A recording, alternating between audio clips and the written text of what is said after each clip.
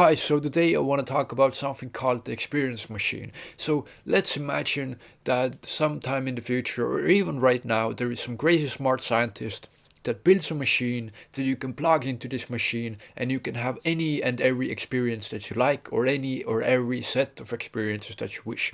So then you are given a choice. What do you do? Do you want to stay with the life that you have now?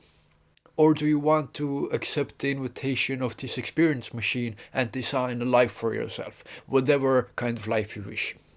And then it's interesting to think about, what do we as human beings really value? Is it the authenticity of the real world? What does even the word real mean?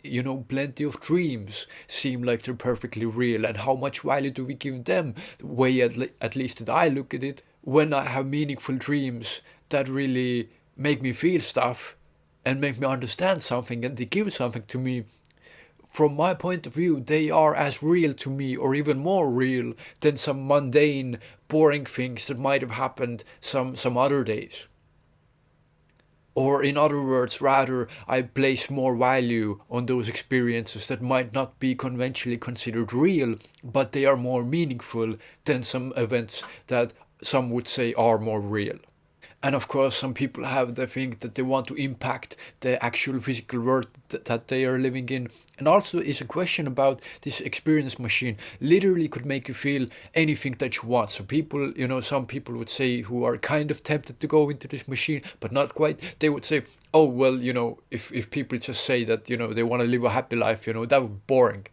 But the definition of a happy life is what they really want, and this is the discussion. We can go into different tangents here. This is the discussion of, living in heaven would get boring, but it wouldn't. If it really was heaven, so to speak, and this experience machine could simulate heaven, then it would never get boring, because it would be the definition of the perfect place for you to be in. So that would mean that all of the challenges, all of the ups and downs, all of the interesting intricacies of everyday life, what makes life interesting and meaningful, would be there and present, and possibly even much more than in everyday normal life. So, what is the meaning? Is it your subjective experience that you get so much more out of this experience machine, but you are isolated from other people? And also the important question of, in this experience machine, the default kind of statement is that every other individual in this world that you're living in this experience machine, every other individual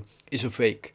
So they have no real internal experience. You can have conversations with them, and you can talk to them, and you can love them, and you can hate them, and whatever you do, but they are just fakes. They aren't real. There is nothing inside their heads going on. It's all just computations.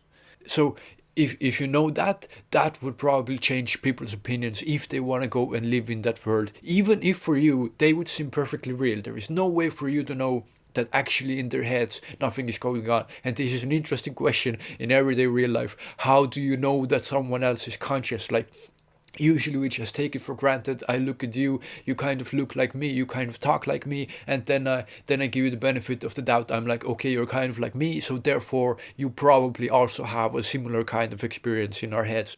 But how do we truly know? There is no way to make that test an assumption. And this is the weird belief of solipsism, I think it was, where people believe that they are the only ones who are conscious experiencing this world, which is an interesting thing to think about. And there's no way you can disprove that. And same way in this experience machine, there is no way for you to be sure. You can be with this wonderful person, whoever you want to be with, and you can both hug and embrace and cry together and be like, "Is this real? Of course it's real. Yes, we're both conscious," and so on. But actually, there's nothing going on. There's only something going on in your head, but there it's nothing. It's a simulation. It's just calculations. Exactly what to say at exactly the right time to make you feel a certain way, depending on how you want the experience to be like. And if you want it to be the authentic experience of truly being around people who seem really conscious and awake and aware, you can have that experience. But that doesn't mean that they really would be awake and aware and conscious. So, what is the value of that? How you ever know? I guess with us people, it's an interesting thing. Like, what if you feel loved and you are loved and you feel loved? Absolutely loved. Like someone really loves you and showers you with love and affection and makes you feel loved. And you have those emotions and feelings. But what if later you find out that that was all fake? Of course you feel shitty and bad, but what's the difference? In that while it was going on, you still felt the love and affection, and it was perfectly real, you know. And then it's the definition. But, interesting questions here. But then another way of thinking about the experience machine: what if you go to this experience machine and you are not alone? What if there are other minds that can also log into the machine? And I'm sure this is another thing that will make people change their minds. Okay, maybe if we truly have other conscious beings in there, that would make it more meaningful to be in there, to actually know that we're sharing this space, this world with other meaningful beings, and we can make this world as beautiful as we want and meaningful for us.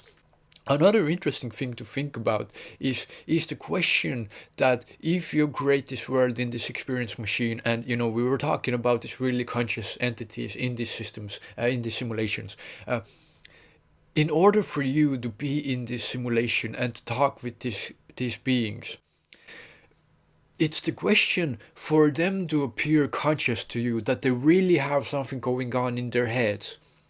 Maybe they really have to have something going on in their heads, otherwise they couldn't simulate or emulate it or fake it for you. So, in other words, you can't emulate the appearance of consciousness. It actually has to be conscious in order for it to be, for you, convincingly conscious.